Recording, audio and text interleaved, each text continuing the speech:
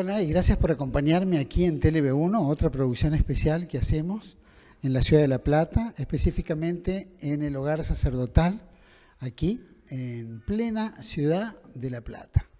Para mí es un gusto traerle a todos ustedes una segunda entrevista de una de las primeras más importantes que hemos hecho acá en TLV1 hace como 3 años atrás, donde tuvo una aceptación enorme, una curiosidad enorme y un análisis sobre lo que se había hablado enorme.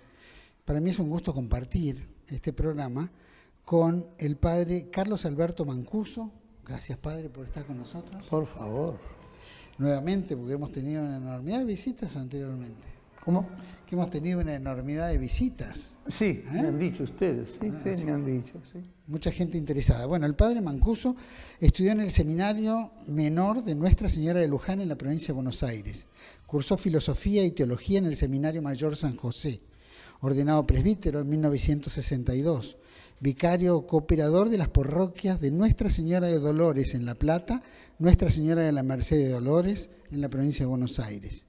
Párroco de Nuestra Señora del Perpetuo Socorro, 33 años como párroco en la parroquia de San José, aquí en La Plata, y director espiritual de las Jornadas de Vida Cristiana.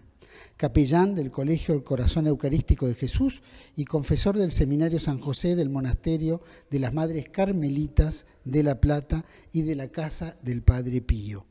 Canónico de la Iglesia Catedral de La Plata, donde atiende a fieles en el hogar sacerdotal aquí mismo. Monseñor Aguer, que es arzobispo de La Plata, lo ha designado como exorcista de la arquidiócesis y escribió un libro muy valioso que se llama Mano a mano con el diablo, crónicas de un exorcista. Padre, nuevamente gracias. Por favor, para eso estamos, para servir y ayudar y aclarar conceptos que hace falta hoy día en medio de tantas situaciones complicadas con que fácilmente entra la gente, a veces por curiosidad, a veces por circunstancias ajenas a su voluntad, ¿no? Pero entran. Sí. ¿Entran? ¿Por qué? ¿Porque es una época difícil? ¿Qué es lo que hace que ocurra? Un poco de cada cosa, una época difícil, una época de desconcierto también, de, digamos así, de gente que quiere saber más y quieren a veces introducir las narices en distintos tópicos y a veces las narices salen chamuscadas por haber entrado donde no es conveniente. En el lugar equivocado. Sí, en el lugar que no debía estar. Pero bueno, afortunadamente el Señor nos permite todavía trabajar en todo esto para clarificar conceptos y ayudar a los cristianos, a los fieles cristianos que nos piden nuestra orientación, ayudarlos a encontrar el verdadero camino para no extraviarse en este dédalo de callejuelas que es el esoterismo y todo eso, cuando está manejado por gentes inexpertas o por gente malintencionada. Claro. Padre, usted comenzó esta labor o esta, llamémosle, oficio, ¿se le puede llamar oficio? Sí, práctica, ¿no? Práctica, claro, sí. Porque no es un oficio el ser exorcista, no. Sí es una tarea pastoral, ¿no? Más vale pastoral. Es pastoral. Sí. Ahora te digo oficio porque ya requiere mucha más atención de la que probablemente ocurría hace 20, 30 años atrás. Sí, pero después también tiene uno la ventaja de que va acumulando conocimientos, experiencias y todo eso que se agrega, digamos así, en el recuerdo del sacerdote, le va facilitando también la tarea, ¿no? Al principio estamos un poco más, diríamos, un poco más desorientados. Mientras vamos buscando orientación, vamos aprendiendo de las mismas cosas que suceden a nuestro alrededor. Este inicio o esto que comenzó, ¿empezó cuándo? ¿Por algo muy particular? ¿Porque usted percibió que había algo que tenía condiciones como para dedicarse a este tipo de actividad que es tan necesaria? No, porque no es que uno se propone, ¿verdad? Es decir, no dije yo voy a hacer exorcismo, eso ningún sacerdote se lo propone de esa manera, ¿no? Porque incluso, bueno, la palabra exorcismo es una palabra un tanto desconocida, un poco extraña a nuestro lenguaje, y la gente la emplea mal. Ay, mi hijo está muy mal, padre, me dice una mujer. ¿Y qué tiene su hijo? Creo que tiene adentro un exorcismo, me dicen, ¿no? Por ejemplo, claro, no tiene un exorcismo adentro. El exorcismo es lo que le va a sacar lo que tiene adentro, ¿no? Entonces, el término mismo, para mucha gente es un término ambiguo, desconocido, que hay que tratar de explicárselo, ¿no? ¿Su primer contacto cuándo fue o cómo fue? Bueno, los contactos son, diríamos así, muy remotos. Cuando yo entré al seminario, ya en la misma parroquia San Benjamín, el párroco una vez recibió a una señora que venía a sus flancos, venían dos caballeros que la llevaban, y la mujer parecía como que estaba enferma o alterada, y el padre que la llevaba, que era el sacerdote párroco en ese momento en la parroquia San Benjamín, donde yo era, digamos, un feligrés más. Yo tenía en ese entonces más o menos 16 años. Vimos a esta mujer y el padre me dice, pobre mujer, parece que está endemoniada, que está poseída. Claro, para mí eran términos totalmente inéditos, ¿no? Desconocidos. Esa fue la primera vez que vi algo por el estilo. Después pasaron muchos años hasta que comenzaron a aparecer los primeros casos, ¿no? Los casos más, digamos, impactantes, como el caso de este muchacho que estaba en la zona de Olmos y tuvimos que ir allá para verlo. El muchacho venía de las provincias, lo habían traído a La Plata para que lo vieran los sacerdotes. Bueno, todo eso yo creo que ya lo hemos conversado antiguamente, ¿no? Y hasta que al fin y al cabo vimos el primer exorcismo, que fue el de este joven, cuyo nombre no lo vamos a pronunciar, pero que fue para nosotros una experiencia también, ¿no? ¿Me impresionó? No, afortunadamente yo he sido en ese sentido, digamos, muy, ¿cómo diríamos? He visto las cosas desde afuera, ¿no? No me han impactado, pero hay gente que es más influenciable que otra y por ahí le afecta, ¿no?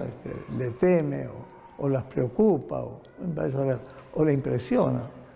El que se impresiona demasiado quizás no le convenga estar expuesto a esta tarea, porque es una tarea que en cualquier momento salta ahí el problema grave, ¿no? Nosotros no sabemos cuándo vamos a encontrar una persona endemoniada, de la gente que nos viene a ver. Yo encuentro muchas personas afectadas psiquiátricamente, ¿no? Hay más enfermos psíquicos que endemoniados. ¿Qué características usted percibe como para darse cuenta de que está endemoniada? Y las características más importantes es la aversión a todo lo sagrado, el rechazo por las cosas que nosotros consideramos santas, como la oración, el rosario, la devoción a la Virgen, una gran indiferencia sobre todos los objetos religiosos que nosotros los católicos tenemos en gran respeto, y a veces también ellos tienen un deseo de huir de nosotros, ¿no? Cuando nos acercamos sienten deseos de no estar ahí, se sienten incómodos. ¿Por qué? Porque bueno, hay una presencia del bien, una presencia de la gracia, una presencia del Salvador que de alguna manera se hace presente en las palabras del sacerdote que está rezando en ese momento por ello, ¿verdad? Claro, claro. Dígame, padre, ¿cómo se presenta el demonio en sí o cómo se presenta una posesión, llamémoslo? ¿Tiene un nombre? ¿Tiene varios nombres? Claro. ¿Cómo se presenta? El demonio también es personal. De manera, cada demonio es una persona espiritual, ¿no? Es decir, son distintos entre sí. Pero hay una curiosidad que la gente no conoce y que es también un factor de gran sorpresa cuando nosotros lo explicamos. Nosotros los seres humanos, todos los que estamos sobre este planeta, creo que somos como 7.000 millones, ¿no? Claro, sí. Somos todos de una misma especie, solo una misma especie. Cada demonio es una especie distinta. Quiere decir que de un demonio a otro puede haber la diferencia que hay entre un elefante y una liebre, por ejemplo, que son dos especies distintas de animales, ¿no? Entonces, es muy difícil hablar de los demonios, porque como son distintos entre sí y son especies cada uno de ellos, no hay nada que le cuadre para todos de la misma forma, ¿no? Tenemos que ser prudentes cuando hablamos de estos temas, porque nos podemos equivocar. O sea que no es el mismo espíritu de Satanás o Lucifer, sino que pueden ser, ¿quiénes? ¿Ángeles caídos? Y todos son ángeles caídos, claro. En ese sentido son ángeles caídos, pero cada ángel, tanto los caídos como los que no cayeron, llenan su propia especie. Quiere decir que no es como el ser humano, que no somos una especie, nosotros somos una partecita de la especie. Pero por más seres humanos que vayan creciendo, naciendo, siempre estamos dentro de la misma especie humana. Los demonios son distintos entre sí y no se puede hablar mucho de los demonios porque no hay una regla general para todos ellos, ¿no? ¿Los demonios tienen nacionalidad? Pregunto una pavada, pero por ejemplo, los mismos demonios que aparecen o poseen personas aquí en la Argentina y en España o Haití o Estados Unidos o Brasil o donde fuera, ¿son los mismos demonios o son diferentes tipos? De la misma manera que dice, son diferentes tipos en espíritus. Sí, son espíritus, de manera que ellos se trasladan de un lado a otro y no hay demonios argentinos y demonios haitianos, por ejemplo, ¿no? Porque están en todas partes, van, vienen, se trasladan, no pertenecen a un lugar determinado. Ahora, se manifiestan cuando actúan. Si actúan en una persona, quiere decir que están ahí. Y de ahí los tenemos que nosotros tratar de sacar.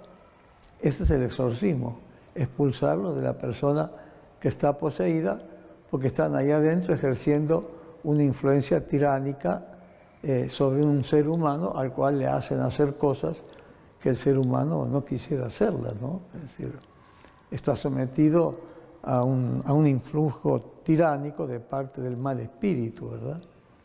Esta es la realidad. Entonces lo que tenemos que hacer es tratar de que esta mala influencia desaparezca cuanto antes para que el hombre vuelva a ser él mismo con todas sus facultades en sus propias manos y no en manos de un espíritu misterioso y extraño como es el espíritu del mal. Claro. ¿Y por qué se produce o en qué forma se produce una posesión?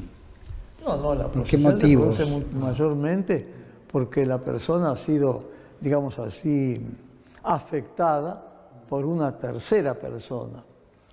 Lo más común es esto que hemos visto, que se ve muchas veces, un marido que deja a su esposa y se va con otra mujer. Por ahí la esposa despechada hace una brujería, o la otra mujer que se fue con el marido le hace una brujería a la esposa, y a lo mejor los hijos legítimos del matrimonio o alguno de ellos queda poseído por influjo diríamos así, del demonio que esta mujer por artes diabólicas ha manejado sobre él. ¿Solo se hace por terceras personas? ¿O el Bueno, demonio de puede repente elige a alguien y dice, bueno... El demonio no puede entrar si no se le da autorización. Si no es una autorización personal o Sí, que porque, otro por le ejemplo, invoque. Me preguntan a mí, pero cuando un demonio sale, ¿no puede entrar en uno de esos jóvenes que usted tiene al lado suyo colaborando? No, porque no hay nadie que los pueda introducir ahí. Razón por la cual ninguno de ellos está asustado frente al demonio. Se va y el demonio que está en Juan puede entrar en Pedro, no puede, porque no tiene el mismo permiso para hacerlo. Él lo ha hecho porque alguien ha embrujado a este señor Juan y ha entrado el demonio a ese lugar.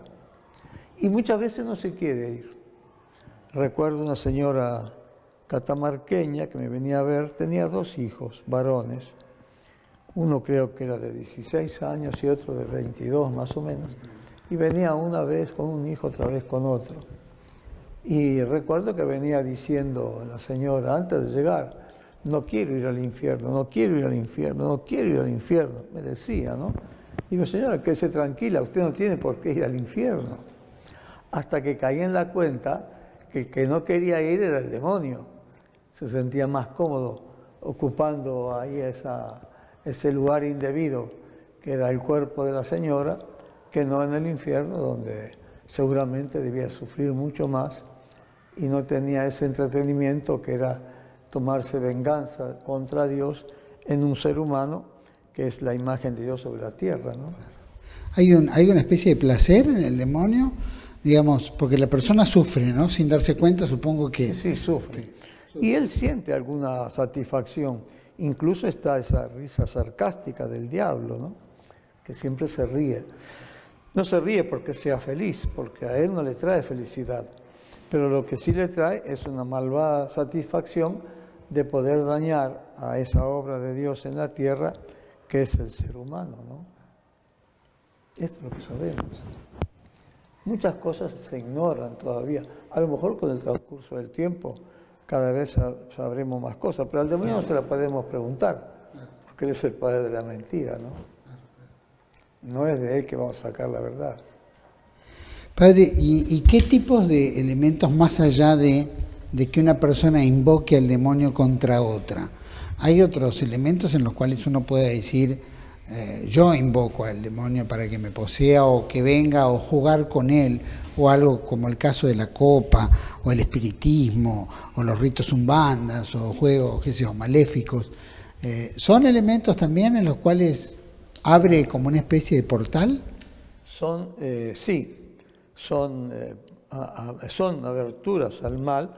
Por eso nosotros le aconsejamos ardientemente, fervorosamente a la gente que se abstenga de estas prácticas que, si no con certeza, pero por lo menos muchas veces, son causas de posesión diabólicas. O queda contaminado el lugar donde ellos actuaron. Si una persona ha estado practicando espiritismo en un lugar determinado, es posible que después, durante la noche, se vean sombras o se oyen ruidos, o personas que dicen, yo siento que me llaman, y se despiertan en la noche, se despiertan. No, esto no es un demonio, ¿no? No, ese es el viento. Ya empezamos a sentir una especie de escalofrío. Sí. El viento no es el demonio. Y entonces la gente después vive aterrorizada. O como dicen en España, en esa casa espantan. Quiere decir que en esa casa no conviene estar. Sí, yo recuerdo algunos casos que son paradigmáticos en realidad, ¿no?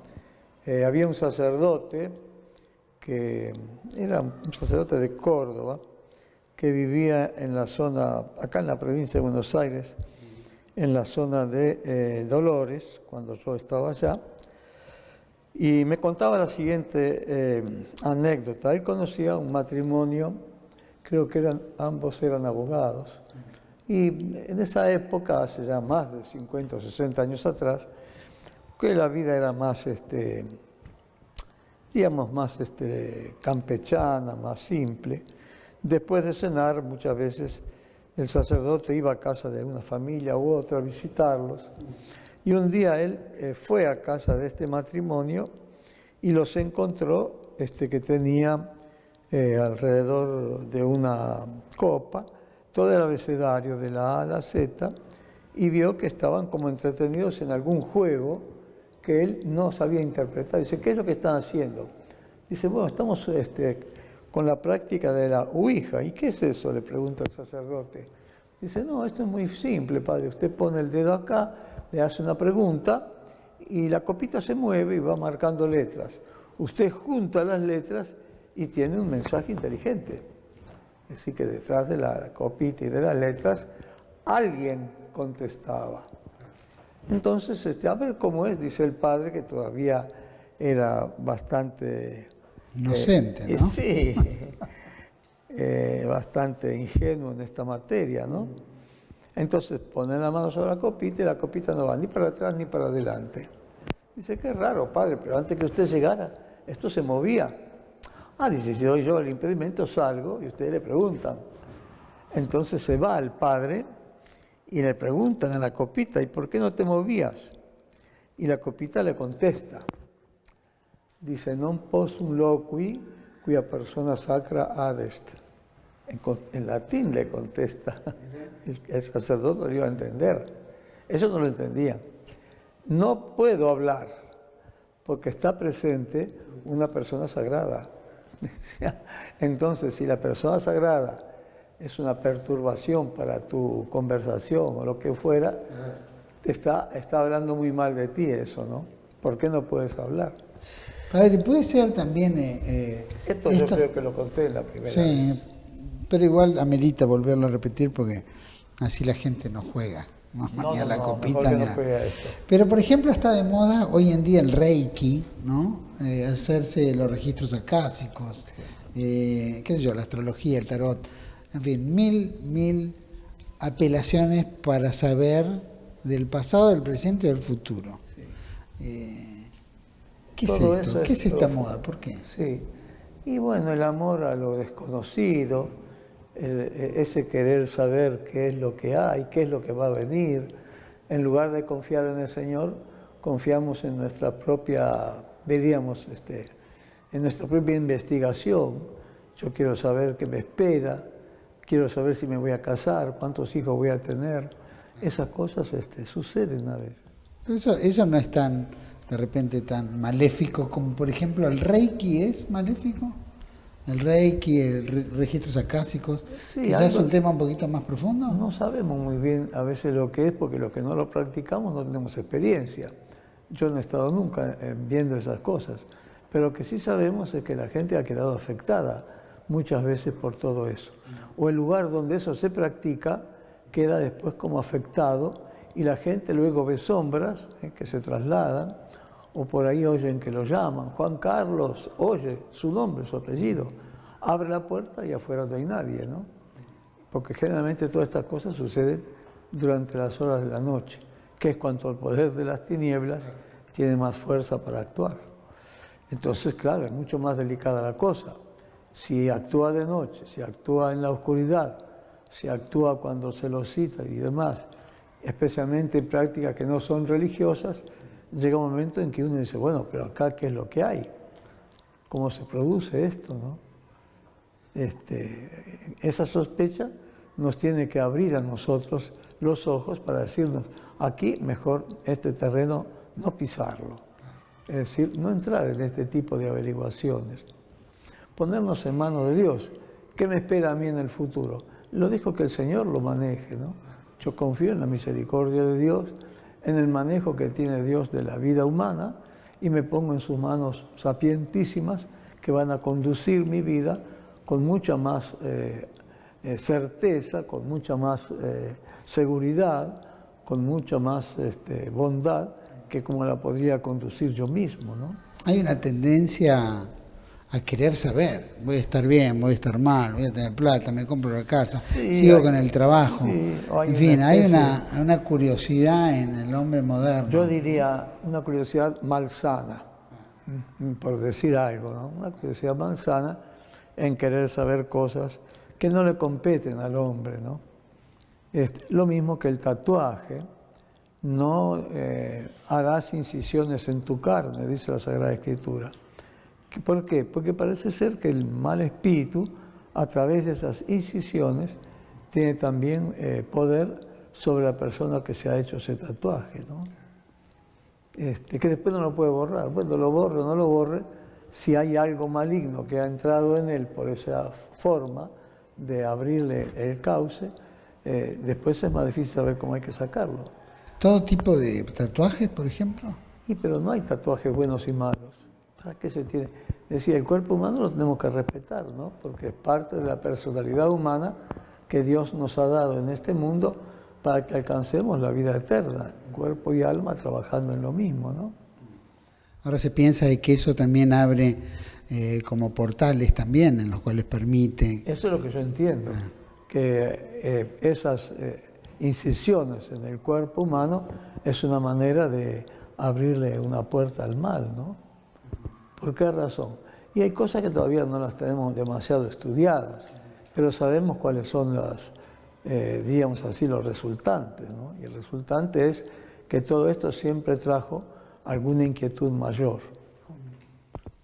Padre, y por ejemplo con los santos populares, veo que Hoy está tan de moda el San La Muerte o el Gauchito Gil o la difunta Correa, es decir, para la jerga popular, ¿no? Que va y le deja dinero, bebidas. La muerte es una manifestación de esa, ¿cómo podríamos llamar? Esa cultura satanista que es el umbandismo, ¿no? Eso es muy peligroso, muy peligroso. No hay San La Muerte, porque Dios es vida, no muerte. Así que todas esas prácticas son sumamente riesgosas y sumamente contaminantes del espíritu del mal. Tenemos que procurar de todas maneras posibles alejarnos de todo eso. Y si eso está en la vereda de los números pares, nosotros caminemos y transitemos por los números impares. ¿En qué usted ha tratado dentro del exorcismo seguramente muchos que de alguna manera han trabajado? Y creo que en la entrevista anterior usted había hablado de una señora que había invocado a San La Muerte y había permitido que entrara en su casa. Y después tenía todos estos conflictos personales y en su vida, como muchas otras cuestiones que ocurren, ¿no? A menudo. Claro, ¿Estos qué grado de demonios son? Y la vida, dice Jesús. Camino, verdad y vida. La muerte Jesús no la nombra como parte de su misión en la tierra. ¿Cómo se introduce la muerte? Y lo leemos ya en el primer libro de la Biblia, en el Génesis. La muerte se introduce por el engaño de Satanás, ¿no? Es decir, con la primera pareja humana. Quiere decir que la muerte, de alguna manera, es una obra diabólica, no era el primitivo plan de Dios, sino que el enemigo malvado y perverso ha penetrado en el plan de Dios y ha desbaratado, se ve, alguna primera forma que tenía Dios de llevar la historia humana y ha creado, digamos así, nuevas formas de estar en la tierra sujeto al pecado, a la maldición y a la muerte, ¿no? Esas no son cuestiones entonces psicológicas, que la persona cree que se siente mejor, que sabe mejor, sino efectivamente el demonio está actuando ahí. No, por eso algunos dicen, cuando usted hace un exorcismo es probable que esté exorcizando a una mujer histérica o a un joven esquizofrénico. Digo no, porque antes de llegar al exorcismo hemos tratado de clarificar qué clase de afección tiene. ¿Es una afección espiritual o es una afección psiquiátrica? Si es psiquiátrica, la reservamos para que se ocupe de eso el médico correspondiente, el especialista, ¿no? Si es psiquiátrico. Y si es espiritual, el sacerdote tiene potestad para hacer un bien espiritual a la persona, ¿no? Padre, digo porque está tan invocado el tema Umbanda. Ese era un tema africano que llegaba a Haití, a Brasil, qué sé yo, pero pareciera como que toda esta temática penetró muy profundo en Argentina también y hay muchas invocaciones en diferentes lugares de la Argentina donde este tema es preocupante para muchas de las familias, ¿no? ¿Le han tocado muchos casos a usted sobre esto? Y sí. La mayor parte de los endemoniados que nosotros atendemos y liberamos vienen afectados por esta clase de maleficio, ¿no? De lo que hacen los umbanda cuando preparan la macumba y todo eso, que les hace mucho daño a la gente, ¿no? No es un beneficio. Si son como los trabajitos, es como usted dice, como el trabajito hacia terceros. Sí, ese trabajo que le dicen es un trabajo para el campo del mal. No es para el bien, sino para el mal. Yo diría entonces que es muy importante abstenerse de todo lo que sea sospechoso de estar contaminado con el espíritu malvado, con el espíritu del demonio, ¿no? Abstenerse. Con la sospecha nomás nos conviene abstenernos porque no sabemos dónde vamos a ir a dar con todo eso, ¿no? Claro. Padre, con relación a formas de posesión, son, digamos, se dan en qué naturaleza, es decir, cuando viene una persona poseída y usted tiene que tratarla, o por lo menos liberarla. ¿Qué casos así extremos o raros, qué características se dieron como para que usted perciba y qué daño tiene físico, mental o psíquico la persona? Sí, como hay casos que son ambiguos, que no hay una patología directa, lo que hago es pronunciar sobre ellos una oración del ritual griego, el ritual griego que está en el libro del padre Gabriel Amor. La persona, si es afectada simplemente psíquicamente, me mira con cierta indiferencia, esperando que yo termine la oración. Si la persona está afectada espiritualmente por algún espíritu del mal, en cuanto escucha las primeras palabras, lanza un grito y se cae al suelo. Esos ruidos que ustedes escuchan no es de ningún endemoniado. No, señor, no. No. Padre, si no lo estamos atrayendo, lo vamos a liberar en 2 minutos. Claro. Hacemos el exorcismo. Ahora, el Padre Amor, por ejemplo, utiliza ritos antiguos, utilizaba el ritos antiguos, ¿no? Falleció el Padre Amor. ¿Cuál rito es el que correspondería para practicar un exorcismo? Porque hace 20 años atrás, creo que en el año 79 se determinó un nuevo rito. No, en 1992 en el Vaticano se publicó un rito del Papa Juan Pablo II, que está en lengua vernácula también, ¿no?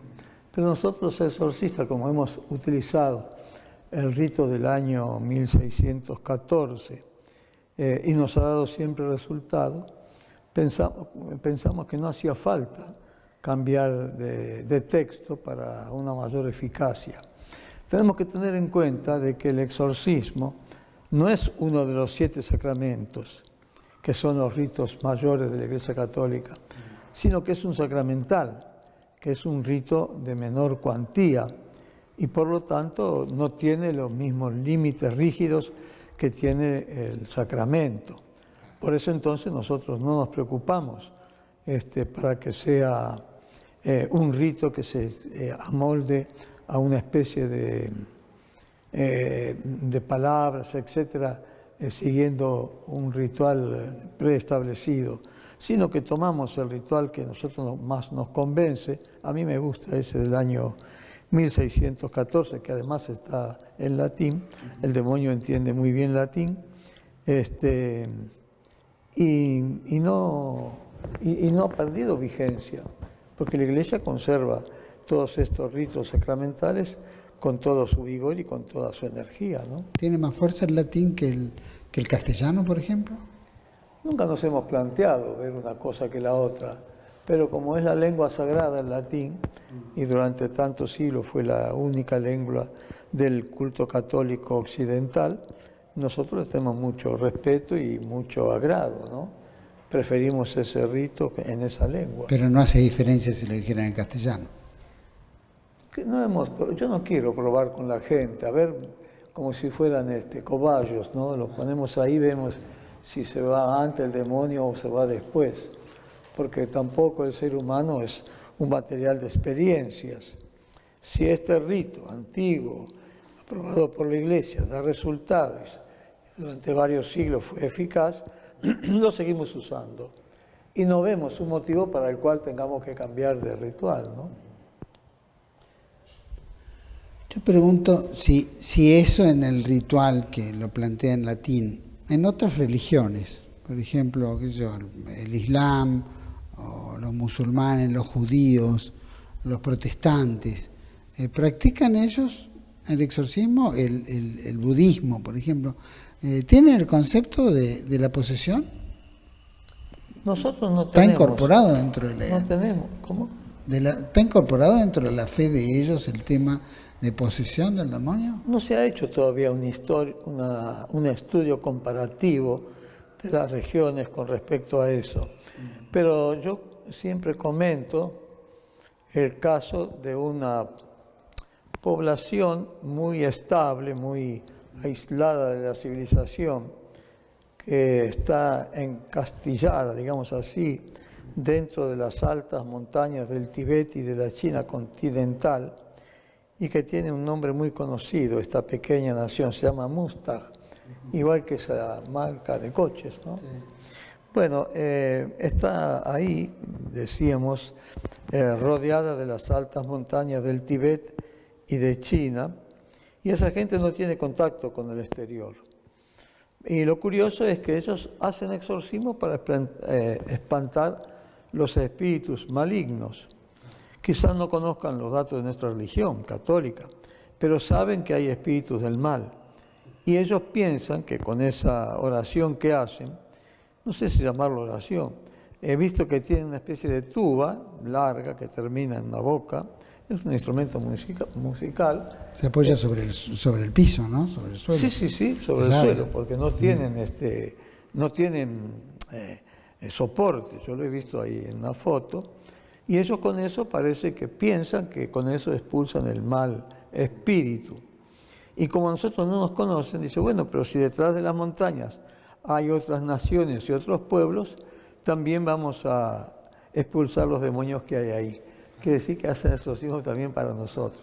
Y miren si será curiosa la civilización de este pequeño pueblo, que como hay muy poco territorio, y eso no puede aumentar porque la tierra no se expande, cada mujer puede tener 2 maridos. Y entonces tiene hijos del uno y del otro, claro. Y entonces de esa manera la tierra no se subdivide tanto. Y al primer marido los chicos le llaman papá. Y al segundo marido, al fin y al cabo los chicos no saben cuál es el padre, le llaman tío, en su idioma, ¿no? Que van a saber. O sea que entre tío y papá se van mezclando todo. Qué sé yo, cuál será el tío, cuál será el papá. Pero de todas maneras, fíjense ustedes qué curioso.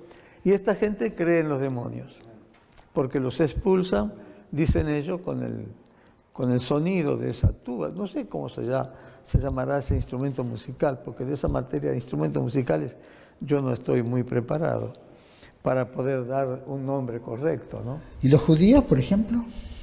Y los judíos en tiempo de Jesucristo tenían ritos.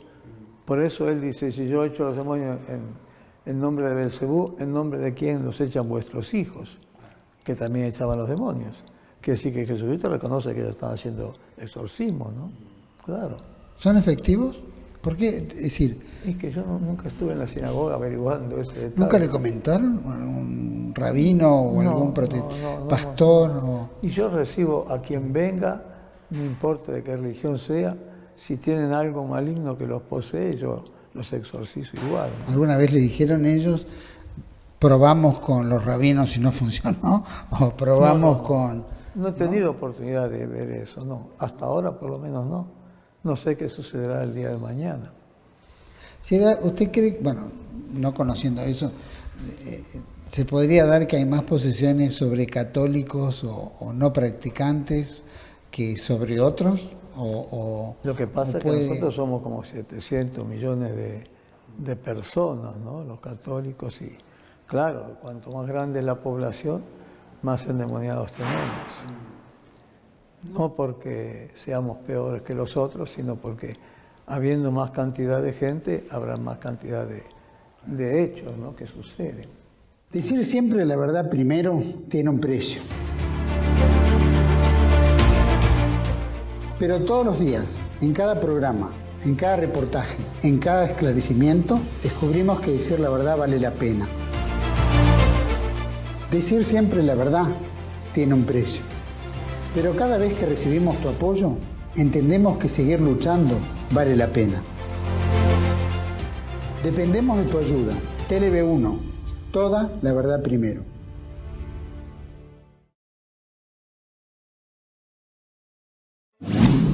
Quiero hacer un reconocimiento a 3 millones de jóvenes que murieron en la Segunda Guerra Mundial.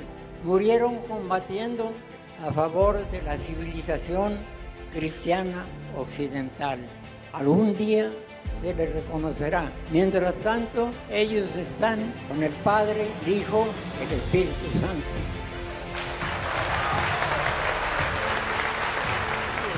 It was a deliberate attack to burn them alive. And that's what happened in Germany. That is a Holocaust. The Germans should take that word and use it themselves, and no one else has the right to use it because no one else, apart from the Palestinians, who are also... Jews were never considered citizens in Europe up until this point. Napoleon, by fiat, said we are all equal. Remember, liberty, fraternity, equality. This little publication was my gift to the world. People have asked me, oh, Ernst, was it worth it? You know, would you do it again? Naturally. Pero el socialismo alemán tuvo la gran ventaja que puso en práctica algo que podía ser solo un plan o un ideal. Devolvió el trabajo a los pobres, dio a todos una casita con un huerto y con un jardín, creó de su puño y mano el pequeño Volkswagen, el coche popular que aún se ve circulando por México, ¿verdad? Era un artista genial que dio a la nación alemana en solo 6 años de paz. Imaginaros qué hacéis vosotros en 6 años. Dio a la nación alemana una idea de la monumentalidad, de la necesidad de belleza, de la necesidad de grandeza. Comeremos menos, compraremos menos cosas superfluas, pero no tomaremos empréstito extranjero. Dios nos libre de caer en las manos del usurero internacional. Fascismo es utilizado hoy en día como un insulto arrojadizo contra cualquier enemigo político. Si un enemigo quiere aniquilarte, te acusa de terrorista.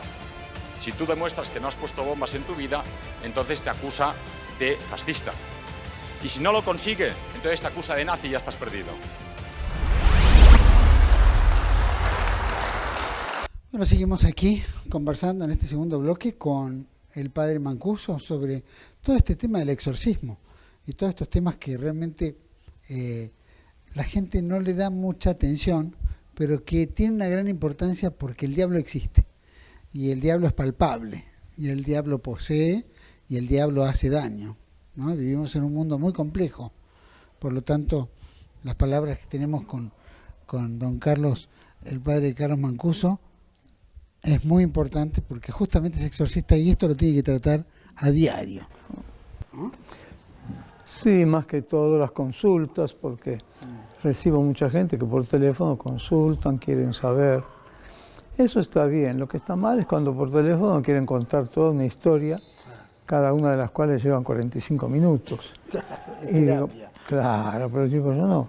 Y después cuando usted venga, me va a tener que volver a contar lo mismo, porque yo no me voy a acordar de todo esto. No sé si usted es usted o es otro, claro. ¿Qué sé yo? Claro, porque yo, además como yo no los conozco, no se me graba la historia tal como es, ¿no? Es decir...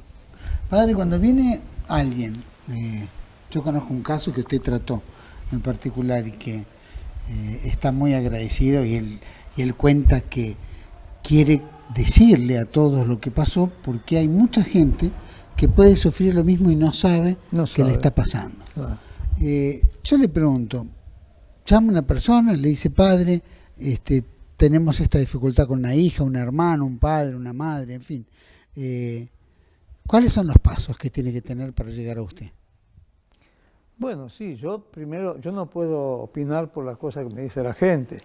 Digo, yo quiero ver, quiero tener acá a la persona, conversar con ella, como decimos vulgarmente, quiero semblantearla, porque entonces la veo cómo reacciona, como generalmente en la mirada del endemoniado frente al sacerdote, él siente odio, ¿no? Y se ve en los ojos que siente odio hacia el sacerdote, no el pobre muchacho que está ahí tirado sobre una alfombra, sino lo que tiene adentro él, que es el enemigo de las almas, porque el sacerdote es justamente el que va sembrando el evangelio en el corazón de las multitudes, mientras que el demonio trata de desbaratar el evangelio en el corazón de la gente.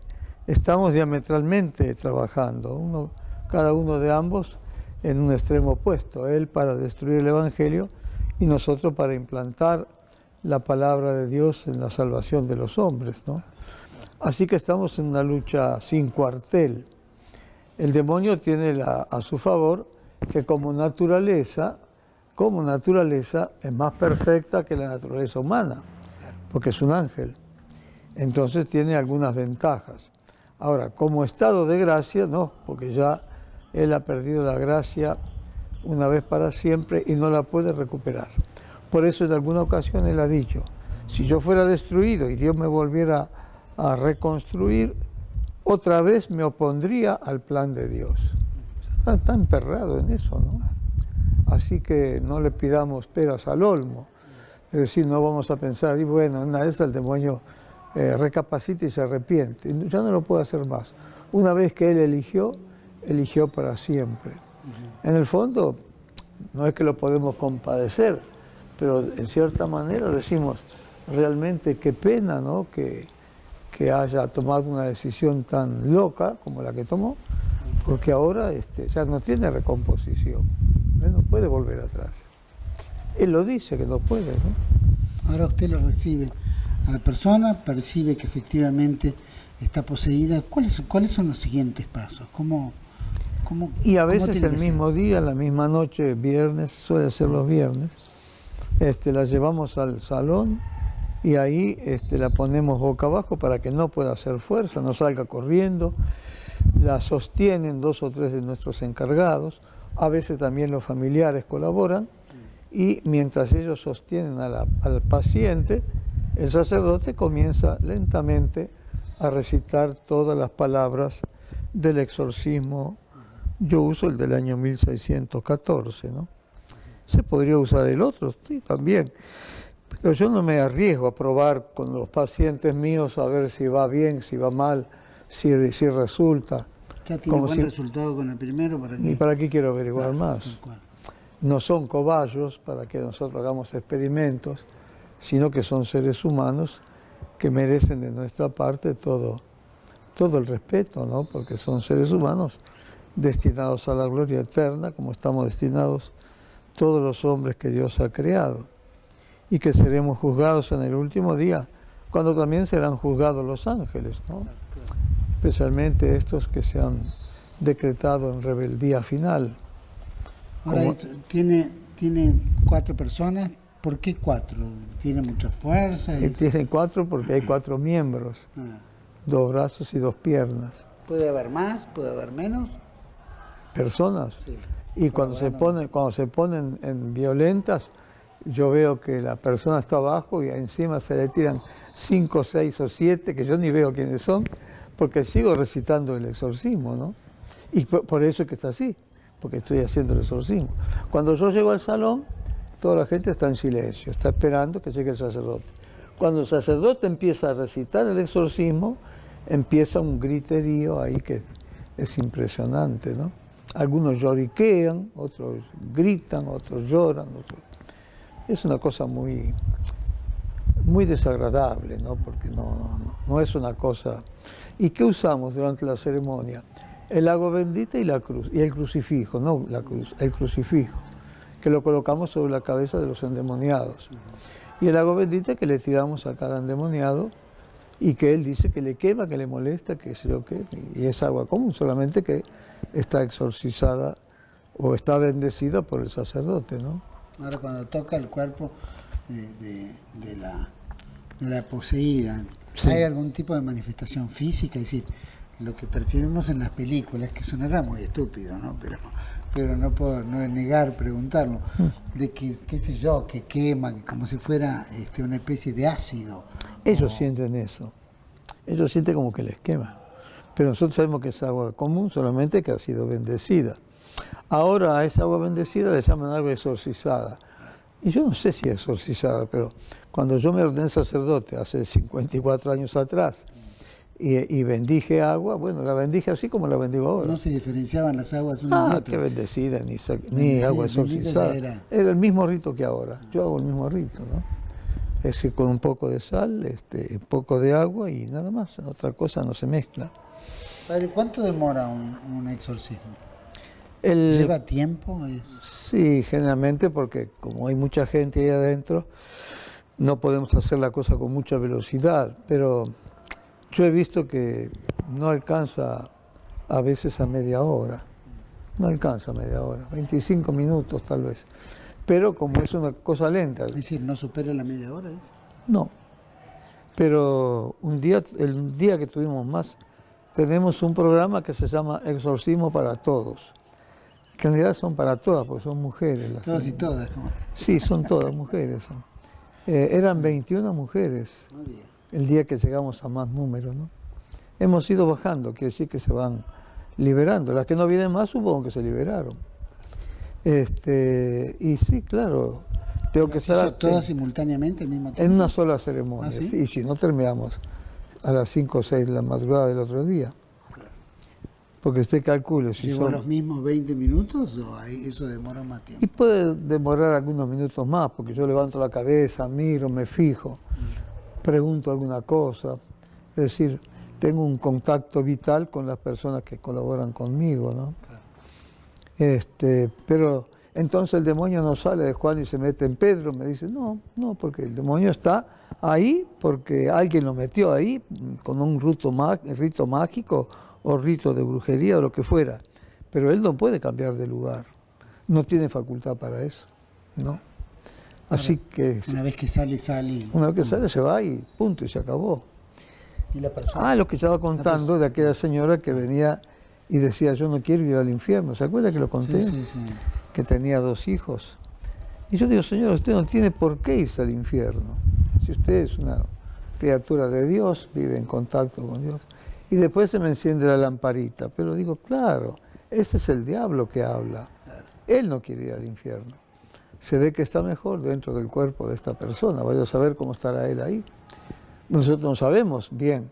Primero porque él miente. Así que a él no le puedo preguntar. ¿Y qué otra fuente de información puedo tener?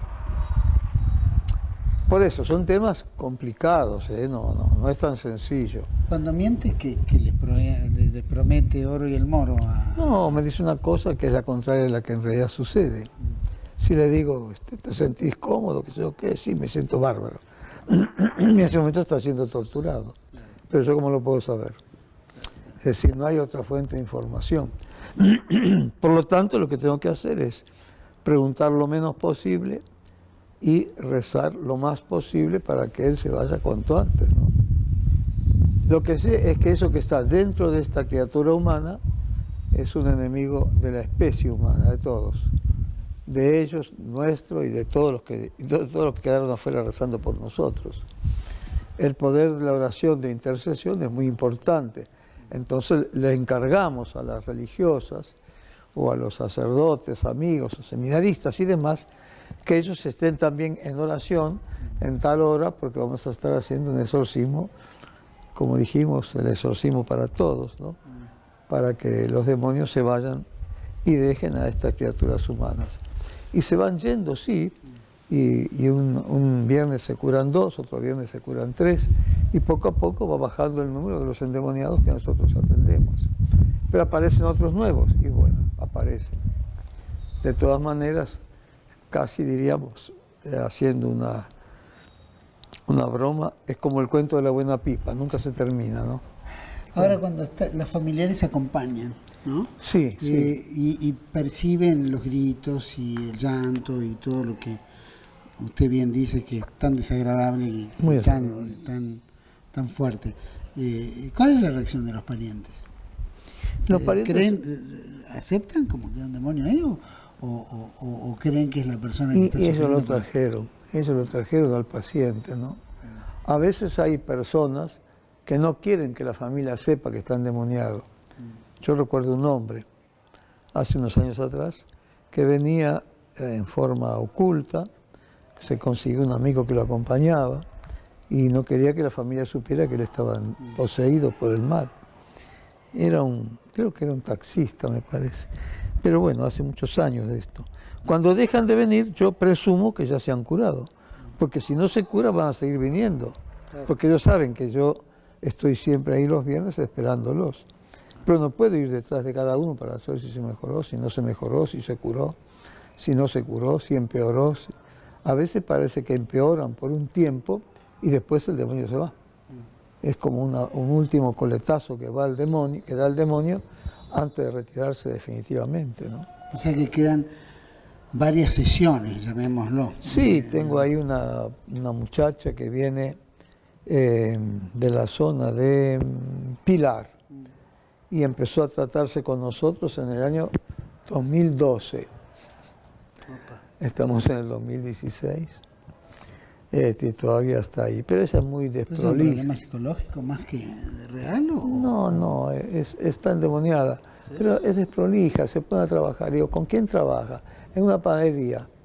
¿Y quiénes son los panaderos? Son una gente de Umbanda. Digo, pero usted se da cuenta que si usted está endemoniada y se pone a trabajar con los de Umbanda, usted va a estar endemoniada hasta el día del juicio final. A la tarde va a llegar al juicio final. Cuando el Señor venga a la mañana. Me está haciendo trabajar en vano. Sí, pero no se da cuenta, ella es la víctima, ¿no? Eran 3 hermanas. Esta era catequista. Y yo la conozco ya por el grito, por los llantos, qué sé yo qué. Pero me doy cuenta que está. Digo, ahí está, la reconozco, porque ya hace tantos años que la tengo ahí que es imposible confundirla con otra. Una se casó, la otra le hace de compañía. Y esta hace de endemoniada. Cada una su su rol, papel. Su rol en la familia. Claro, en la familia. Padre, en este tipo de cuestiones, quisiera saber qué secuelas traen, tienen o dejan. ¿Deja alguna secuela una posesión? No, yo no creo que deje ninguna. Pero ha habido casos de unos niños, porque cuando estaban endemoniados uno tenía 7 años, otro tenía 9, no sabemos bien por qué fueron endemoniados tan prematuramente, ¿no? Pero no vivieron muchos años. Llegaron a vivir alrededor de 30 años, que es la mitad de una vida humana, ¿no? Pero esto fue en el siglo XIX, así que no sabemos muchas cosas de ellos. Pero sí, los traen los autores como 2 casos bien perfilados, ¿no? Los traen con nombre y apellido. Pero en secuelas, por ejemplo, ¿qué algún tipo Y yo digo, algo le tiene que haber pasado, porque vivieron poco. Llegaron a vivir 29, 30, 31 años, que es poco para la vida humana. El hombre puede vivir 70, 80, 90, hoy día, ¿no? Y esto era del siglo XIX, claro. Pero de todas maneras, del siglo XIX al siglo XXI, no hay una diferencia tan ancestral, tan profunda, ¿no? Padre, ¿y en estos casos se da más en qué? ¿Mujeres, hombres, chicos, viejos? Mujeres. Definitivamente mujeres. ¿Por qué? ¿A quién tentó en el paraíso el demonio en forma de serpiente? Había un hombre y una mujer. Sin duda. Y bueno, al hombre no le dijo nada. Y la cabeza de la humanidad era el hombre. Bueno, pero la mujer, ¿qué rasgos tiene para...? La mujer habló con el demonio, cayó en el pecado y después hizo caer a Adán. Así que habiendo tentado a la mujer, consiguió doblete, como decimos nosotros, ¿no? Consiguió el pecado para ella y para él. Así que el demonio... O sea que tenemos que cuidarnos de las mujeres. Y claro, yo les digo a los curas... Tuvimos una mujer presidente. Los digo. Y nos endemonió. Y ahí tenés el ejemplo, ¿no? Nos endemonió a todos, no queremos más mujeres presidentes. Claro. Sí, lo digo... Pero es porque la mujer tiene que, aparte, obviamente Eva deseaba, no sé, o la tienta. Y se puso a dialogar con la serpiente malvada y se puso a discutir y que sí, que no. Comió de la fruta. Que no comiera de la fruta del bien y del mal. Dijo que no comiera, claro. ¿Quiere decir que es una característica natural que tiene ya en las mujeres? Parecería que son más proclives a ser tentadas, ¿no? Parecería eso. Son las que buscan la protección de los hijos, el hogar, ¿no? Entendemos que la mujer prioriza la estabilidad, llamémoslo. Esas cuestiones tienden más a buscar apoyo de alguna naturaleza como para generar una estabilidad personal, económica, de futuro, en fin. Esas cuestiones. No es fácil decirlo, ¿no? No es fácil decirlo. Sabemos que Eva cayó, arrastró a Adán al pecado, Adán y Eva son la cabeza de la humanidad, todos fuimos arrastrados por ellos ambos, y ahora el demonio dentro de la humanidad tiene ciertas prerrogativas, ¿no? Que son un obsequio de Adán y Eva. Es decir, venimos al mundo con cierta proclividad. Lo que tenemos que hacer es practicar las virtudes de tal manera con tal empeño y con tanto tesón que el demonio no le queda en resquicio para introducirse en la vida de cada uno de nosotros, ¿no? Padre, y las edades que rondan, que es más jovencitas, jóvenes, medianos, grandes? 65 años, la máxima. Al demonio no le gustan los viejitos. Anda a saber por qué, no sé. No es bobo. No quiere. Cuando una viejita viene y me dice, ay padre, tengo un demonio adentro. Señora, digo, eso Tome es una aspirina y váyase a dormir temprano. arteriosclerosis cerebral, es eso. Eso no es el demonio. Como cuando mi madre se iba a confesar, el padre ya estaba harto y le decía, mira, no tiene pecados, así que tome una aspirina y váyase a dormir. Decía, claro. No, era nada más que por Eso, esas costumbres, ¿no? Pero de alguna manera busca más mujeres jóvenes. Totalmente. Gente joven. ¿El hombre que está poseído también es un hombre joven? Sí, un muchacho puede ser 20 años, el último que tuvo tenía 20 años. Sí, las chicas también, 15, 20, 20. Por eso tenemos que cuidarnos mucho de no confundirnos con la esquizofrenia, que es la enfermedad juvenil, ¿no? La esquizofrenia tiene también sus características, pero el sacerdote que se dedica a estas cosas ya sabe cuáles son. La esquizofrenia es una enfermedad que el paciente ve cosas que no existen, oye cosas que no existen, y no se cura eso con agua bendita. Le tienen que dar risperidona. Cuando viene una persona con alucinaciones, y digo, ¿qué le da el médico? Me da risperidona. Yo ya sé lo que piensa el médico. Porque si me dice lo que le dan, yo entiendo el lenguaje del médico. Risperidona se da para los enfermos, sí, que tienen generalmente la esquizofrenia hebefrénica, que es la juvenil, ¿no? ¿El demonio le teme a Dios? ¿O tiene un juego acá con Dios? Llamémoslo. Sí, lo odia. Yo diría, no, que lo teme, sino que lo odia. ¿La fuerza es de igual a igual? ¿Y cómo va a ser la fuerza de igual a igual? No. Si es una criatura de Dios. No, el demonio es una criatura y Dios es el creador. No puede nada contra Dios él. Y porque no puede nada contra Dios, se desquita con el hombre, que es la imagen de Dios en la tierra. Como él sabe lo que más le va a doler a Dios es que ataque al ser humano, empieza atacando al ser humano. Claro. Y yo le veo en la mirada del poseído el odio que tiene hacia nosotros, cuando desde la alfombra donde está tirado, boca abajo, me mira a mí, ¿no? Me mira con odio, claro. ¿Lo reconoce? Sí, claro. Claro que lo conoce. Sabe que es. Cualquier sacerdote que entra, más o menos como el espiritismo que planteó con el juego de la copa, sí, que no puede hablar o no puede reaccionar porque hay una persona sacra. Sí. Y no le gustan los sacerdotes al demonio, claro. Pero en particular a usted, por el trabajo que hace. Y peor, claro. Porque supongo que entre demonios deben reconocerlo, no importa qué demonios sea. Sí, claro. ¿Sabe que se llama usted Carlos Mancuso? ¿Y cómo no va a saber? Claro, sabe. Me conoce la familia, conoce cosas del pasado, por ahí conoce cosas. ¿Le recuerda alguna? ¿Le dice algo? No, pero cosas propias de la vida de los santos que vivieron en el siglo XVI, por ejemplo, ¿no? Y dice, bueno, esas cosas nosotros ni las sabemos. Ninguno de nosotros vivía en el siglo XVI, pero el demonio sí. Y él no tiene... Vivían todos los siglos. Claro, no tiene falencia de la memoria, ¿no? ¿Y de usted lo ataca a usted? No, porque no puede, Dios no se lo permite, ¿no? Yo tampoco me voy a arriesgar, ¿no? Me pongo en tal postura que él no puede hacerme nada. Pero nunca hago lo que tengo que hacer. ¿Nunca percibió que...? No, si yo me empiezo a poner cargoso con él y demás, se pone furioso, claro, se enoja.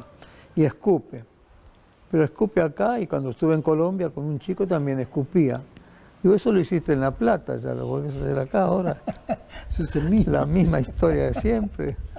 Y escupí hasta ahí nomás, digo, y no está más. Pero allá era un hotel de 4 estrellas, 2 chicas uniformadas vinieron enseguida con un cepillo, secaron. Ojalá yo tuviera en La Plata un equipo de mujeres así que trabajaran para emprolijar todo donde yo paso, ¿no? Y después yo me iba, porque era un hotel, había comedor, iba a cenar. Y el endemoniado, que era un chico de 17 años, estaba todo apichonado en un rincón. Digo, quédate tranquilo, que no te voy a hacer nada, yo voy a comer ahora y ya contigo ya hemos hablado, yo no sabía que él estaba endemoniado. Había dado una conferencia. Mientras tuvo la conferencia, todo estaba en paz. Cuando terminó la conferencia y dije la oración, que justamente la uso para descubrir a los endemoniados, hice esa oración y entonces el chico saltó y gritó y empezó a decir, no sé, ya no recuerdo qué cosa decía. Entonces le digo, vení para acá, ¿quién sos? Yo pensé que era un chico de 10, 12 años. Cuando se acercó, era un joven de 17, 18, un adolescente, ¿no? Alto y espigado. Bueno, digo, vení a ver. Y se acercó, estaba con el papá. Pero un endemoniado presente en esa conferencia, claro, era una bomba de tiempo. En algún momento iba a saltar. Y ahí fue que escupió. Por suerte no llegaba. ¿El padre se quedó sorprendido? Y el padre ni se habrá dado cuenta. Y el padre sabrá lo que el chico hace. Porque después cuando yo crucé el salón y fui al comedor, lógicamente pasé cerca del chico, como de aquí a esa mochila, y entonces le digo, mira, quédate tranquilo, porque el chico estaba apichonado, quédate tranquilo que yo no te voy a molestar, yo me voy a cenar y nada más. Y después, creo que se llamaba Esteban, entonces después desde La Plata pregunté a la gente de allá de Colombia, digo, ¿cómo anda Esteban? Pero habían perdido el contacto. Con ese chico lo que hay que hacer es hay que exorcizarlo, pero creo que la ciudad se llamaba Pasto, San Juan de Pasto. Se ve que San Juan es el nombre de la iglesia. Y entonces digo, bueno, pero si pero el obispo de Pasto parece que no creía mucho en lo que yo hacía. Por eso, en lugar de dar la conferencia en un salón parroquial, la di en el salón del hotel, donde el obispo no dijo nada, porque el hotel no corresponde al obispo. Quiere decir que el obispo no estaba muy de acuerdo con lo que yo estaba haciendo. Como yo estoy autorizado por mis obispos y demás. ¿Puede un exorcista ejercer en el territorio de otro obispo? Yo tengo, según el permiso que ahora lo descubrí por ahí en un papel, que dice que todo el territorio, qué sé yo, como si fuera de mi país o de mi diócesis, yo tengo autorización. Pero de hecho yo he visto que vaya donde vaya, puedo ejercer y sale el demonio. Dentro de los límites de todo el mundo cristiano. El mundo y sus alrededores. En realidad el planeta, ¿no? Claro. Porque da igual, es creado por No sé Dios. si en Marte, en Venus o en Mercurio encontramos endemoniados. Algún día nos van a llamar para que vayamos. Nos van a Alguien va explicar. a tener que exorcizarlo. Claro. Padre, hay también otras manifestaciones que se invite al demonio, por ejemplo, la masonería, por ejemplo, o algunas de estas organizacionas que de alguna manera, ¿no? tienen pero esta eso secrecidad y rituales y van más allá que Dios, ¿no? O el gran arquitecto. Y todo esto. Ese es el Dios. Pero es un poco difícil saberlo, ¿no? Primero porque, bueno, la masonería también es una secta secreta. Ellos le llaman satánica? sociedad secreta, pero secta. ¿Es satánica? Yo no diría satánica, así como se dice de los Umbanda. No podemos poner en el mismo plano una cosa que la otra. Pero nosotros los católicos aconsejamos vivamente no formar parte de esas sociedades secretas, ¿no? ¿Por qué tienen que ser secretas las sociedades? Entonces procuramos que los católicos no se acerquen ahí, ¿no? Sí. No nos conviene. Fue condenado durante muchos años, décadas, siglos, ¿no? Y sí. Mire, en 1517 apareció este señor Martín Lutero, que dijo sí a Dios, sí a Jesucristo y no a la Iglesia Católica. En 1717 aparece la masonería, que dice sí a Dios, arquitecto del universo, no a Jesucristo y no a la Iglesia. Y en 1917 aparece la revolución bolchevique, no a Dios, no a Jesucristo y no a la Iglesia. Mira. En tres etapas de 2 siglos cada vez se fue borrando todo lentamente, ¿no? Entonces tenemos que pensar, acá hay un cerebro que está trabajando en contra, ¿no? tenemos que tener cuidado con lo que hacemos nosotros. Es bueno alertar a todos, ¿no? Porque en realidad Por eso lo comento. se creen que, tal cual, que la masonería no tiene ninguna fuerza, que es en los primeros grupo grados social, sí. ¿no? Un En club. los primeros grados sí. En los últimos Pero grados en los no últimos, sabemos. Claro. Grado 32, 33, Sí, 30, que los definen más arriba, mucho, ¿no? sí, claro, eso no sabemos. También puede ser que entra dentro de lo diabólico, hablemos el relativismo, el pensamiento único, el liberalismo, el materialismo. Todo eso se puede englobar dentro de una filosofía diabólica, llamémoslo. Y por lo menos está contaminado también a lo mejor con presencia del mal, ¿no? No sabemos bien hasta dónde llega eso, pero probablemente sí. El demonio lo que quiere es infeccionar todas las estructuras de la sociedad humana para poco a poco apoderarse de la humanidad. Él quiere gobernar el mundo, ¿no? Para poder tener el hombre en sus manos. Pero Dios lo tiene bajo su control, todo eso también, ¿no? No se lo permite, ¿va? Por eso entonces tenemos que creer que, bueno, la providencia de Dios y la mano provisora del Padre Celestial y la sangre derramada en la cruz por Jesucristo nos está protegiendo, mientras que todas esas otras cosas malvadas nos están tratando de serruchar el piso poco a poco sin que nos demos cuenta, ¿no? Todos ellos, justamente usted estaba manifestando, de alguna manera quieren gobernar el mundo, ¿no? El sionismo internacional quiere gobernar el mundo. Claro, ahí está. ¿No es cierto? También de alguna manera somete a las poblaciones, a las sociedades. Sí, poco a ¿no es poco, cierto? poco a Va poco. infiltrando determinada forma de pensamiento. Ellos no tienen un plan de hoy para mañana. Total, el hombre pasa y las sociedades quedan. Como son sociedades secretas, siguen trabajando en las sombras, ¿no? Con relación a los crímenes de los católicos en el mundo musulmán, llamémoslo, digo musulmán porque en realidad le toca a Siria, en Arabia, Irak, Claro.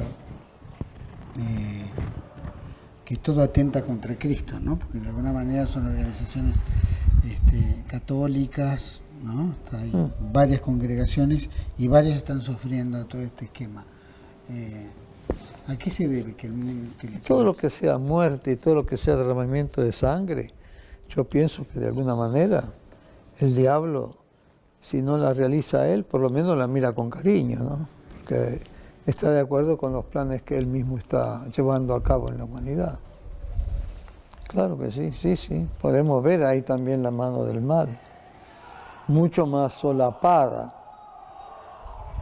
Pero bueno, pero eso no quiere decir que no esté. Los microbios en el cuerpo humano hacen un daño solapado, pero hacen daño. Claro, sin duda. Nosotros no lo vemos, cómo se ve el microbio. Padre, falleció el Padre Amor. Sí, señor. Y ha hecho un trabajo extraordinario. Exacto. En Italia, etc. ¿Usted se siente, digamos, que está en una paridad con el Padre Amor en su trabajo, en su esfuerzo?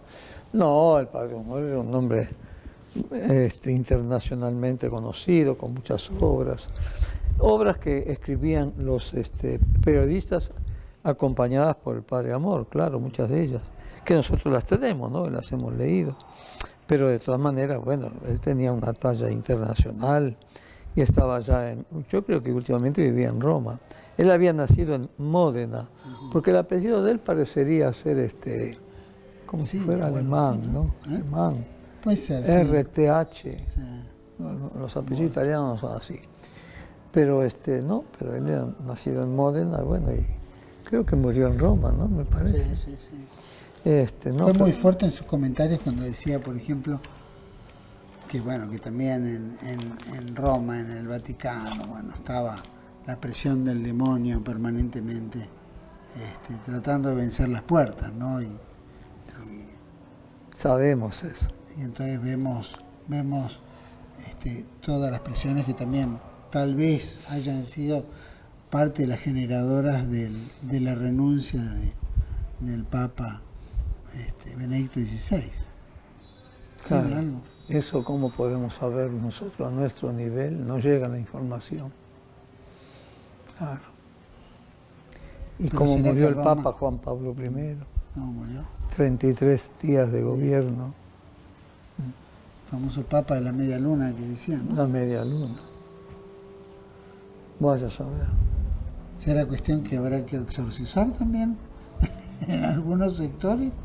Porque obviamente cada vez que se entrona un papa debe haber una serie de ritos que odien, ¿no?, la imagen del papa. El Sí, hay sentido cosas del- escritas en ese sentido también, pero hasta dónde eso es verdadero, sí o no. Estamos hablando de cosas que están vinculadas a un submundo, ¿no? Un mundo, como decíamos, solapado, que está debajo de lo que se ve, ¿no? No está ahí nomás, encima de la superficie. Entonces uno tiene que ser, en ese caso, especialmente en el caso nosotros los sacerdotes, sumamente prudentes y cuidadosos para no decir palabras de más, ¿no? Y en la historia, con los años que van transcurriendo, enseñará muchas cosas, ¿no? Padre, desde que usted empezó, ¿cuántos exorcismos hacía en sus inicios y cuántos hace hoy? ¿Es progresivo el crecimiento? ¿Cómo lo evalúa? Yo no puedo, esas cosas no las puedo saber. ¿Cuántos hizo? Yo no sé cuántos No, hizo. no cuántos hizo, sino en su comienzo. Lo que ¿qué pasa es que hacía? a medida que me conocen más, la uno gente por viene día, más. 2, 5. No, los días de semana no hago. Pero sí soy un hombre que aconseja, que es consultado, digamos, como esa gente que hablaba desde Holanda, y de pronto se cortó, a lo mejor sintieron que yo estaba muy lejos para resolver su problema. Esta señora tenía un hijo varón muy afectado, el más chiquito de 6 años. Cuando el nene salió a flote con los exorcismos, la señora se sintió más tranquila. Y el marido era nacido allá en Holanda, no sabía español. Ella le enseñó español. Y se llamaba Eduino, como este muchacho que tengo yo acá. Este nunca estuvo endemoniado hasta ahora, ¿no? Nunca lo hemos visto así. No, vamos a rezar para que no ocurra. Para que no suceda. Para que no claro, ocurra, porque debe claro. ser tremendo. No, Edwin, no, tipo claro. diablillo, debe ser. Gracias a Dios, la gente que trabaja con nosotros no está afectada. Nunca. Y esas mujeres que quitan a su marido, que no quieren que vaya con el exorcista, no sea que el demonio les pase ahí, nunca sucede, no. Nunca he visto ningún caso de eso. El demonio va cuando se lo cita de distintas formas, ¿no? ¿Cuántos exorcismos hace por viernes cuando le toca? ¿Hace uno? El exorcismo es uno solo. Ahora, las personas... Perdón. Y por ahí 21, 19, el último creo que eran 12, 14. Todos los viernes hacemos una tanda, ¿no? ¿Va creciendo progresivamente de viernes a viernes? ¿O de los No, ahora viernes? está de hace declinando, 10 parecería, años, ¿sí? claro, sí. No, pero Porque- todos los viernes hacemos, desde este año lo estamos haciendo. Y no se puede dar ni una estadística ni una razón valedera, ¿no? El viernes lo hacemos porque es el día que yo tengo libre, no por otro motivo. No hay razones Si tuviera todos esotéricas. los días libres, estaría todos los días. Y por eso tampoco lo puedo hacer, porque también eso es muy agotador, ¿no? Me imagino. Cansa mucho, sí. Además que es desagradable. No hay un placer de hacer exorcismo, ¿no? Yo le había preguntado si había otros sacerdotes exorcistas que Sí, acompañaban. que lo hemos aprovechado nosotros en formarlos, como el padre Chamorro, el terror de los chorros, y después el padre Díaz, Alejandro. Pero ellos no pueden hacer mucho porque están ocupados en otras tareas, ¿no? Pero seríamos 3 acá en la diócesis. Pero si fueran más y dedicaran más tiempo, tendrían mucha más gente que Y lo que pasa es que los endemoniados vienen de afuera, no son de nuestra feligresía, ¿no? Vienen de otras provincias, de la capital. de Santa Fe. De la capital viene mucha gente a consultar. Me imagino. Sí. Capital debe estar lleno. Porque no... Tenemos, no, creo que no. tenemos media ciudad endemoniada. Mario Poli, ¿es jesuita también? Sí.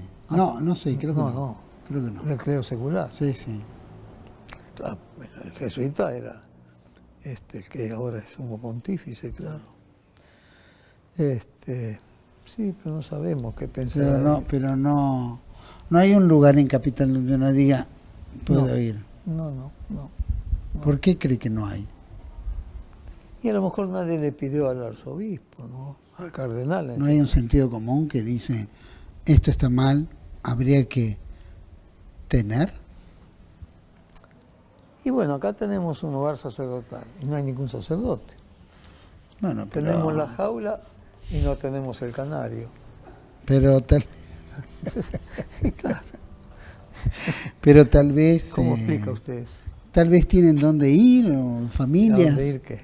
No, hay sacerdotes que no tienen dónde ir y bueno. Bueno, O hay sea, que decirle, generalmente se queda en parroquia con otro sacerdote más joven, ¿no? Que es el que hace la van a tarea. mandarle un mensaje a Monseñor Aguiar de que este lugar es precioso y que arreglado y atendido seguramente puede acompañar a muchos sacerdotes, ¿no? Y acá habría que necesitan. poner una infraestructura para poner los sacerdotes. Los sacerdotes Pero no básica, quieren no es estar cara. acá como asilados, como un asilo, solos acá, en compañía de los demonios que yo les dejé acá adentro cuando hice el exorcismo. Mire cómo se ríe este muchacho también. Todos se ríen porque más vale reírse porque algo deben esconder. Padre, mis últimas preguntitas, que no quiero tampoco extenderme demasiado, aunque ya lo hemos hecho, porque podríamos seguir horas, pero estamos en tiempos apocalípticos, ¿no?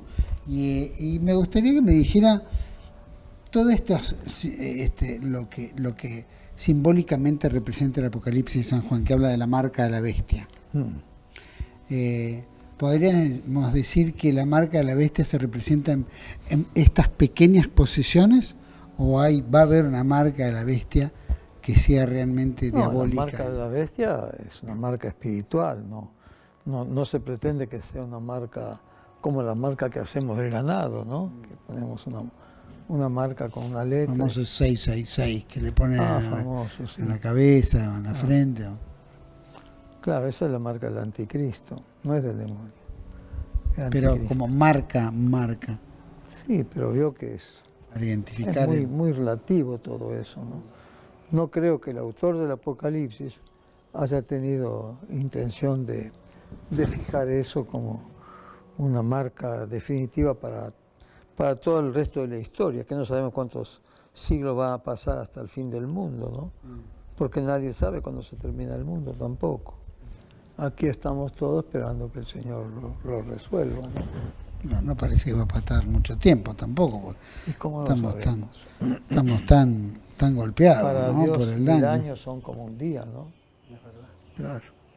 Y en relación a todas estas conjeturas que se ponen con el tema del chip, poner chips a los humanos y saber toda la vida a través de pasar por un lugar magnético y ahí sabemos si se vacunó, pagó los impuestos, o si molesta lo apagamos y no existe más. ¿Cómo es esto del chip?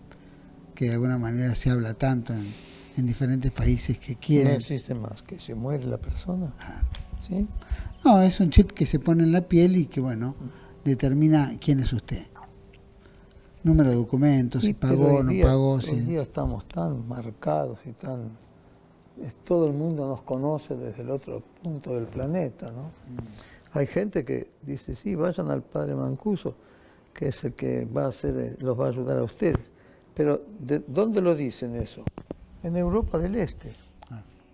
¿Y dónde me conocen? No, pero ya saben quién soy yo ahí. Porque la gente me dice, ¿usted estuvo alguna vez en esos países del Este? No, nunca. Ni tengo gente ahí conocida, pero ellos me conocen. Y a la gente de esta zona, digamos de la zona occidental, le dicen, véanlo al Padre Mancuso para que los ayude en esa materia. Es decir, que saben lo que yo estoy haciendo. Y saben a qué me dedico y cuál es mi ideología, por otra parte, ¿no? Capaz que el demonio le hace propaganda. Dice, no me lleven al Padre Mancuso de alguna parte del mundo. No creo que él se dedique a hacer propaganda. Es lo que menos le interesa. No, es parte de la No le broma. gusta eso, ¿no? Padre, usted dice que cita al rito de exorcismo en latín de 1614. Más o menos. ¿No es sí. cierto? Y que en Creo latín... que era San Pío V, el Papa. Pío V. Y Juan VI, me Y Juan parece VI. también. Sí. Ellos eran los papas de esa época. Usted dice que es el rito y la forma más apropiada.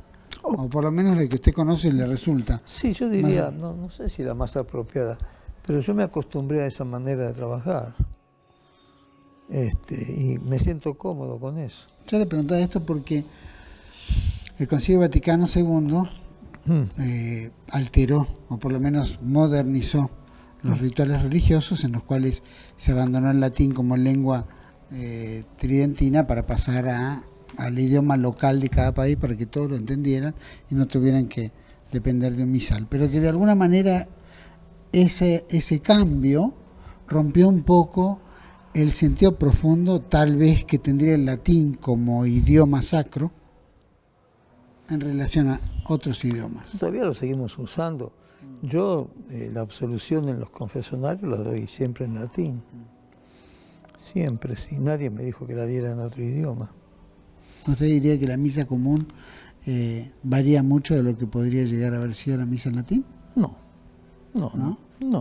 Jesucristo no hablaba en latín. Arameo. Y por eso. En realidad hablaban todas las lenguas.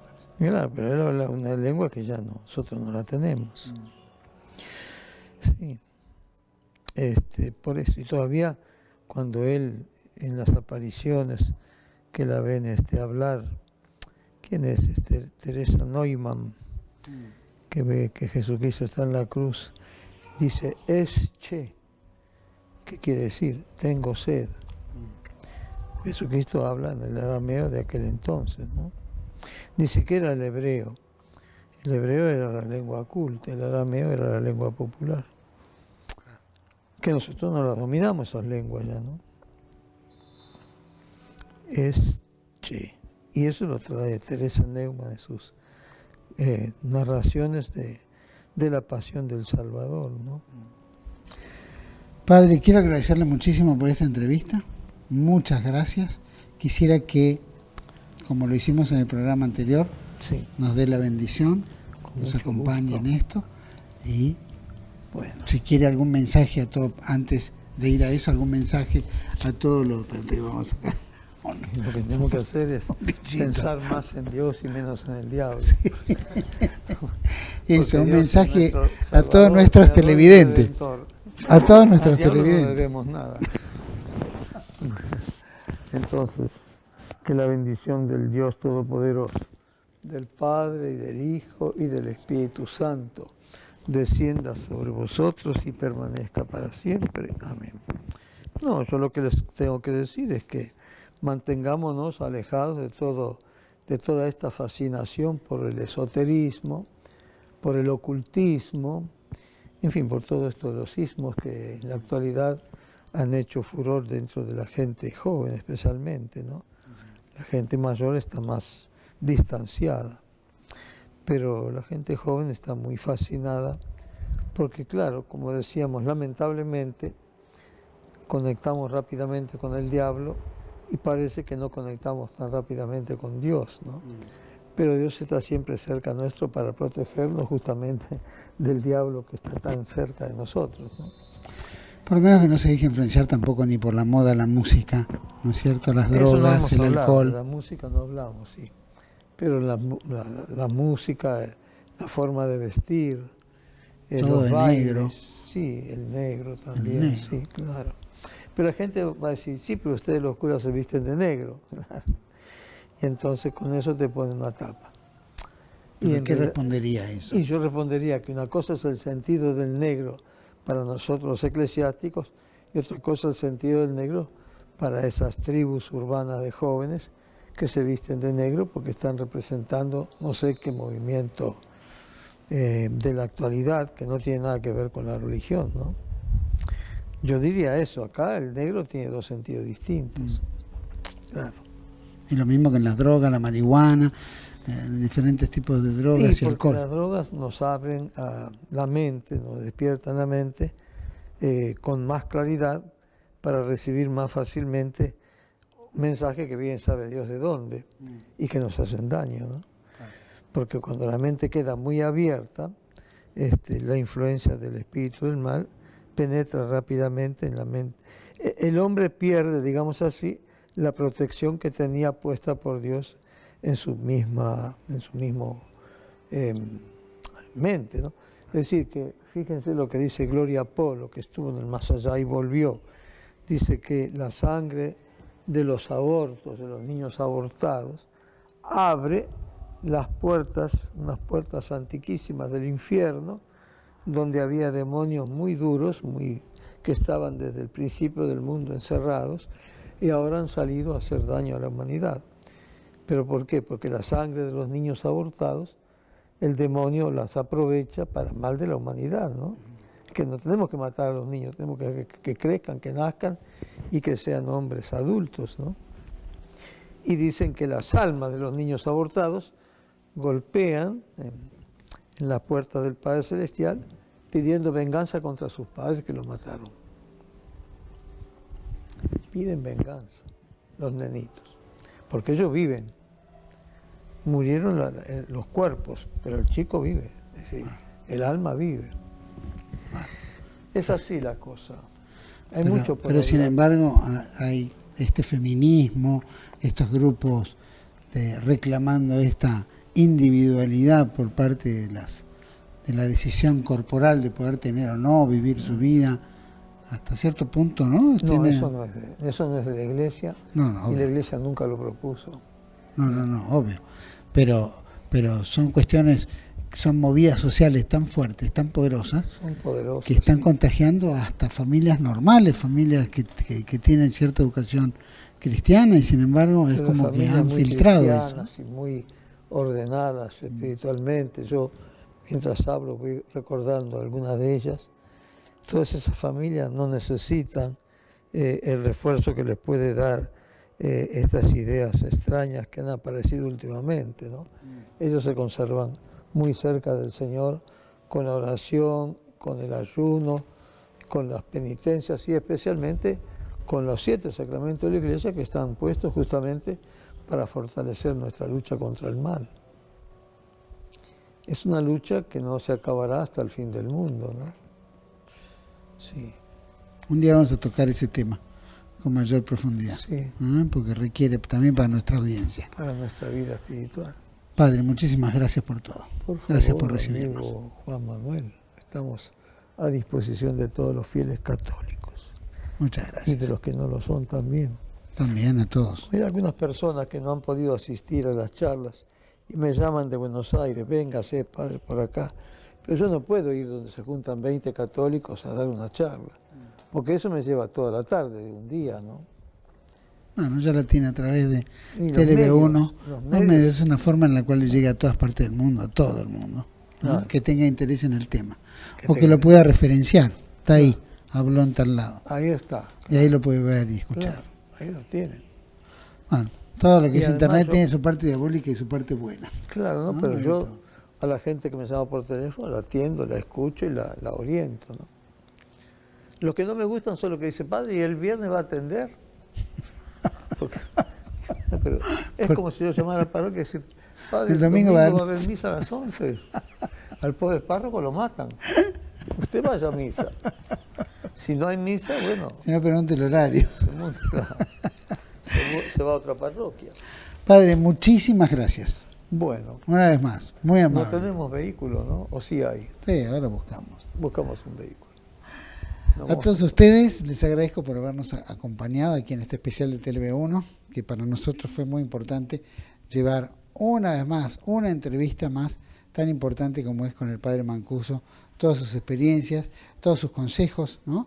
Todos los que estamos viviendo a diario, todos estos problemas, todos estos dramas que viven muchas familias que no saben, que no tienen idea de lo que está ocurriendo en su propia familia, y que efectivamente esto es un mensaje en el cual pueden, el día de mañana, cuando no hay una resolución psiquiátrica o lo que fuera, que tal vez haya algo un poquito más grave y que no pueden percibirlo. Bueno, para eso está la Iglesia Católica apostando a través de sus sacerdotes exorcistas, a través de sus sacerdotes, de poder llevar a la comunidad esa tranquilidad y liberarlos de ese mal que es tan terrible y que no solo afecta a la familia argentina y a muchos, sino afecta al mundo. Y también el mundo entero debería, ¿no? No digo exorcizarse, que también debería ser, pero que por lo menos rezar y tener otra visión y no jugar con las cosas que hacen daño, tanto al hombre como al espíritu. Les agradezco por acompañarme aquí en este especial de TLV1 a través de TLV1. Toda la verdad primero. Gracias.